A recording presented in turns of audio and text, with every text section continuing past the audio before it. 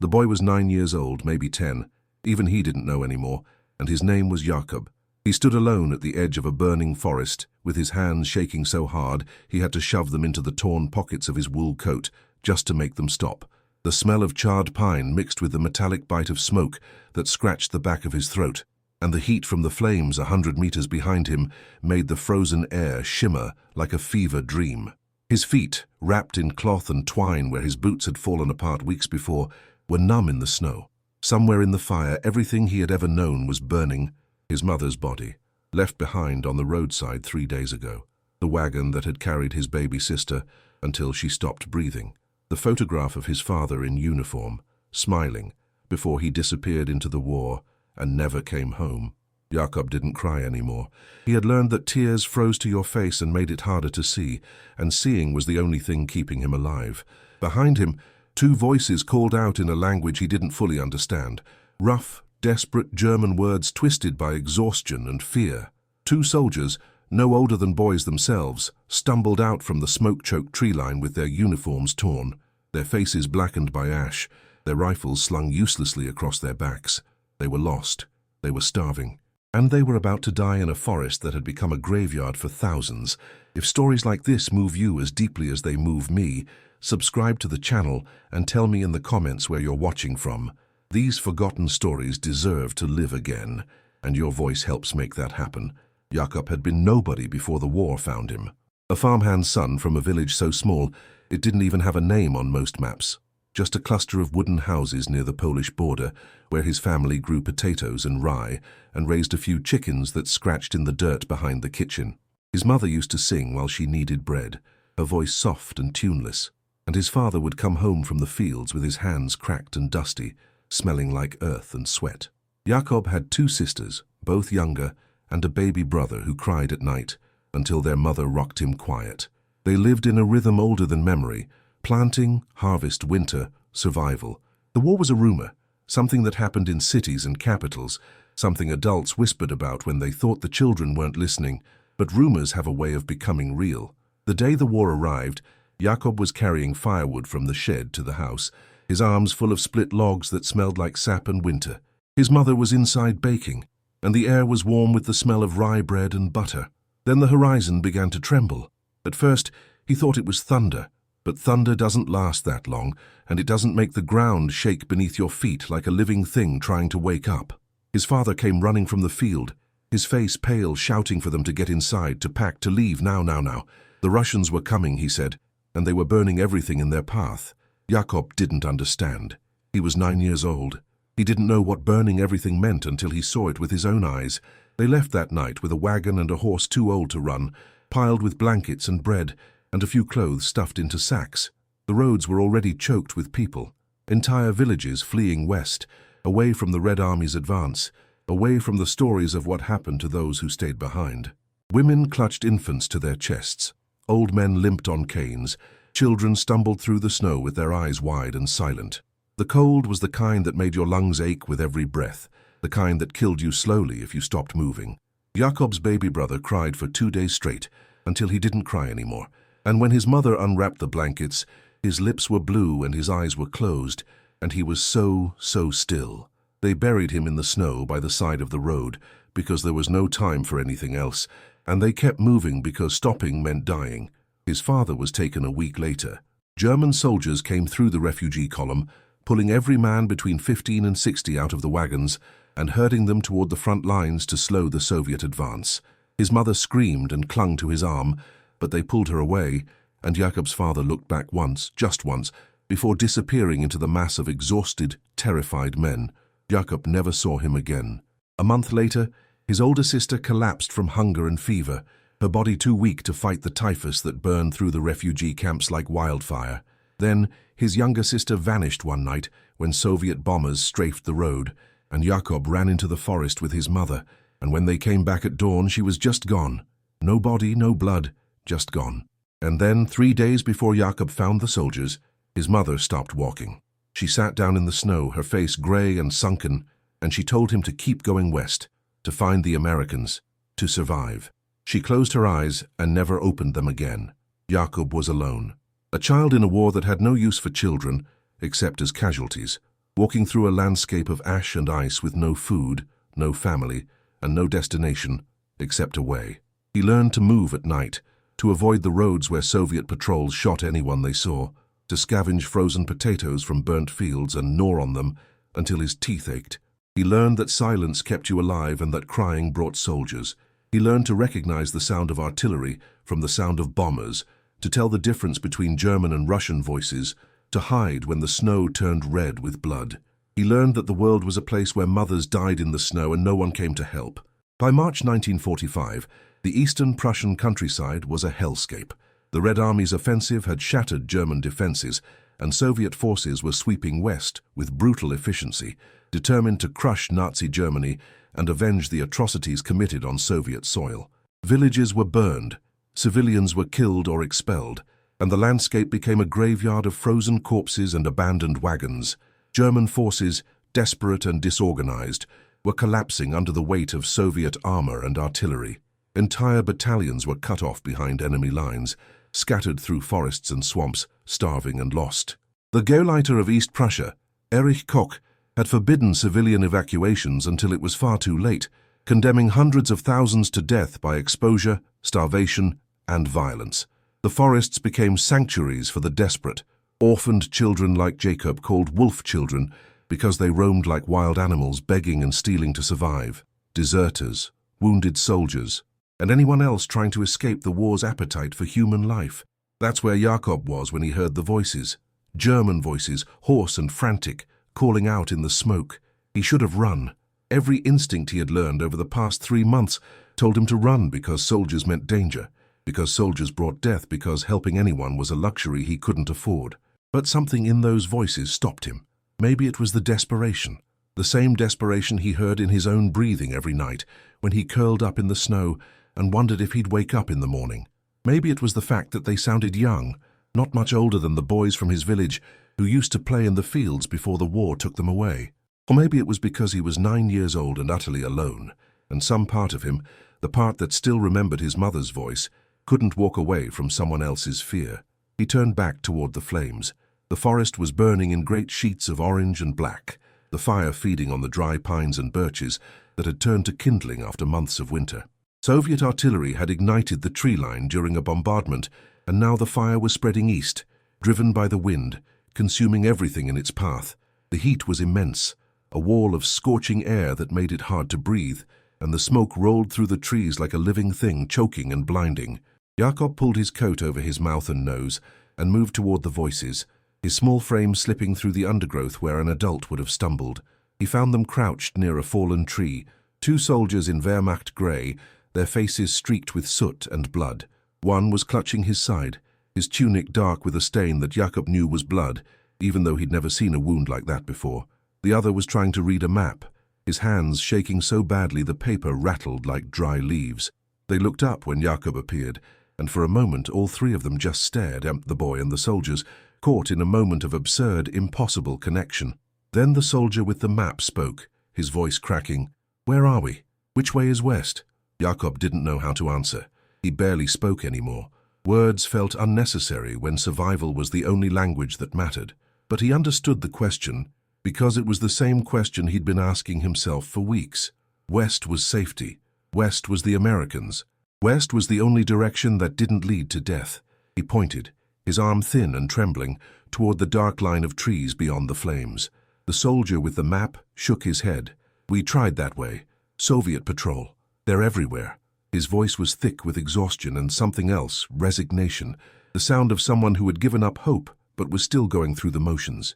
The wounded soldier groaned, his head lolling back against the tree, and Jacob saw that his eyes were glassy and unfocused.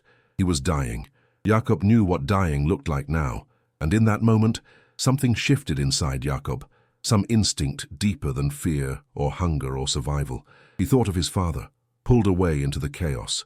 He thought of his mother, telling him to keep going. He thought of his sisters, lost to the snow and fire.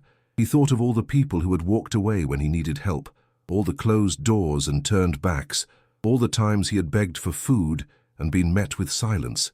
And he decided, with the terrible clarity of a child who has seen too much, that he would not walk away. He gestured for them to follow him. The soldier with the map hesitated, staring at this skeletal child in rags who had appeared out of the smoke like a ghost. "You know a way?" he asked, disbelief and hope warring in his voice. Jakob nodded. He didn't know if he was lying or not, but he knew the forest better than they did, knew the paths the refugees had used, knew where the Soviet patrols tended to move, and where the ice on the marshes was thin enough to break under a man's weight. He knew, because knowing had kept him alive. The soldiers looked at each other, and some unspoken agreement passed between them.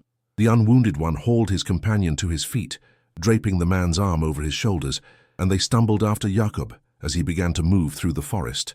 Behind them, the fire roared louder, a hungry, living thing that consumed trees and air and hope. Ahead, the darkness was absolute, the kind of darkness that swallowed sound and made every step feel like falling into an abyss. Jakob moved by instinct, his bare feet finding purchase on roots and stones, his small body slipping between trees and under branches that would have caught the soldiers if they'd tried to move as quickly. He led them north, parallel to the fire line, then west where the forest thinned and the smoke was less dense. The cold bit at his exposed skin, but he barely felt it anymore. Cold was just another condition of existence, like hunger or fear. Behind him the soldiers struggled, their breathing ragged and labored, the wounded one groaning with every step. Jakob didn't look back. If he looked back, he might see his mother sitting in the snow again, and he couldn't afford to see that. They had been walking for maybe an hour when Jakob heard the voices, Russian voices, low and cautious, coming from somewhere to their left. He froze, his hand shooting up in a gesture he'd learned from watching soldiers. "Stop! Be silent! Don't move!" The soldiers dropped into a crouch, the wounded one biting back a cry of pain, and they all held their breath as the Soviet patrol passed less than 50 meters away, their shapes dark and indistinct in the smoke-filled twilight. Jakob could hear their boots crunching in the snow, hear the metallic click of rifle safeties being checked, hear the murmur of conversation in a language he didn't understand, but recognized as the language of the men who had destroyed everything he loved. He waited, every muscle in his body locked in place, until the voices faded into the distance and the forest returned to its eerie, crackling silence.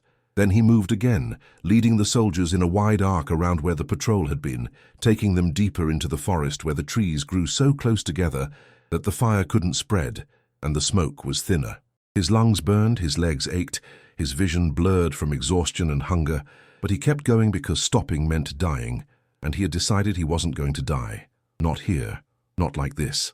The soldiers followed, their trust in this skeletal child absolute, because they had no other choice. Hours passed, or maybe it was minutes. Time had stopped meaning anything in the smoke and darkness. The wounded soldier was barely conscious, his weight dragging on his companion, his breathing shallow and wet. Jakob knew he wouldn't make it much longer, knew that the stain on his tunic was spreading, knew that the cold and blood loss were killing him faster than any bullet. But he kept leading them forward because there was nothing else to do, because giving up was a luxury he couldn't afford, because his mother had told him to survive, and surviving was all he knew how to do anymore. Then, through the trees ahead, Jakob saw it. A clearing, and beyond the clearing lights. Not the orange glow of fire, but the yellow flicker of lanterns, the kind that meant people, civilization, maybe safety.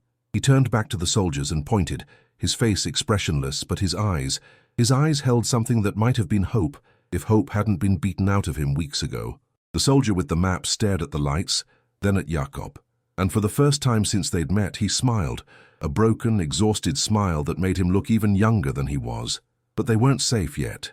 Between them and the clearing was open ground, 50 meters of snow-covered field with no cover, no concealment, and no way to know who was on the other side of those lights.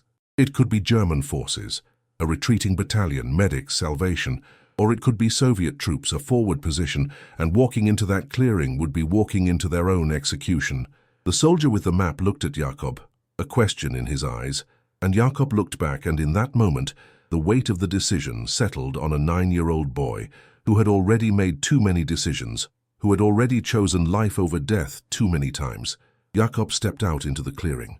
It was the most terrifying thing he'd ever done, more terrifying than watching his mother die, more terrifying than the bombers and the fire and the endless cold, because this was a choice, a deliberate act of stepping into the unknown.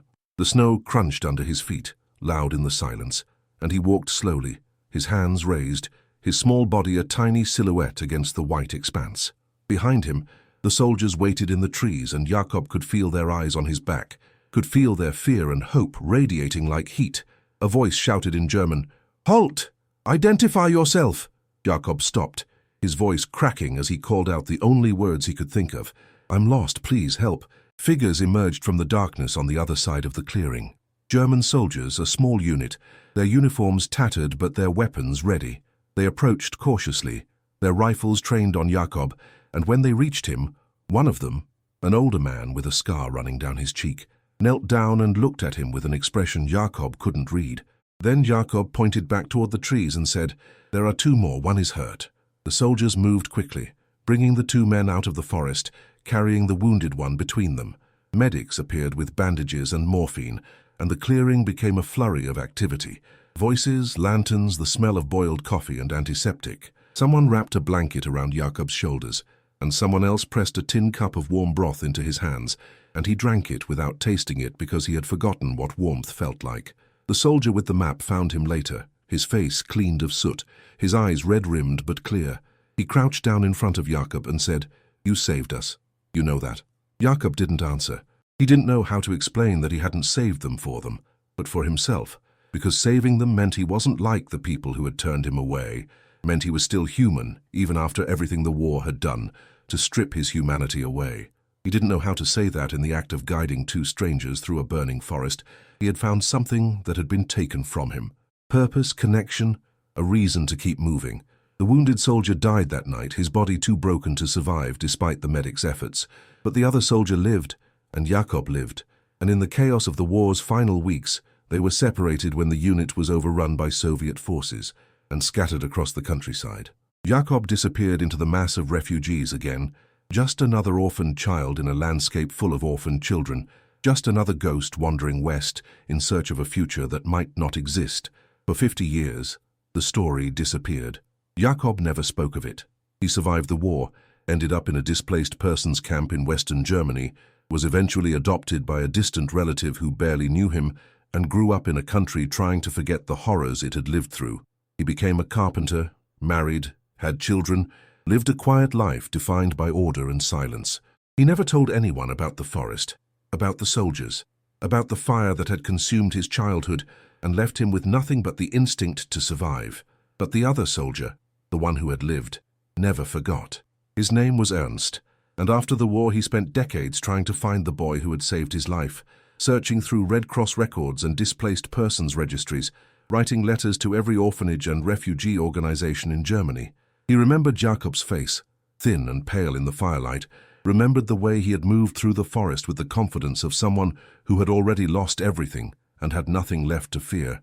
He remembered that Jakob had been wearing a coat with a torn pocket and that his feet had been wrapped in cloth, and he remembered the expression in the boy's eyes, not empty, but full of something Ernst couldn't name, something that looked like determination forged in suffering. In 1994, a researcher in Berlin compiling oral histories of Eastern Prussia's evacuation interviewed Ernst, now an elderly man, as part of a project documenting the forgotten victims of the war. Ernst told her about the forest, about the fire, about the child who had appeared out of the smoke like a miracle. The researcher was intrigued, and she began searching through archives, cross-referencing Ernst's account with other testimonies from the period. She found scattered references to wolf children in the forests, to orphans who had survived by scavenging and hiding, to the thousands of children who had been left behind when the world collapsed around them. And then, by chance, she found Jakob. He was living in a small town in Bavaria, a retired carpenter, and when she contacted him with Ernst's story, he didn't respond at first. It took weeks of correspondence before he finally agreed to meet with her, and when she asked him if he remembered March 1945, if he remembered guiding two soldiers through a burning forest, he was silent for a long time. Then he said, "I didn't think anyone remembered. I didn't think it mattered." She arranged for Jakob and Ernst to meet 50 years after that night in the forest. They sat across from each other in a small cafe in Munich, two old men who had been boys when the world was burning, and they looked at each other with the weight of decades pressing down on them. Ernst reached across the table and took Jakob's hand, and he said, "Thank you, I never got to say that, thank you." Jakob's eyes filled with tears, the first tears he had cried in 50 years, and he said, "I didn't do it for you.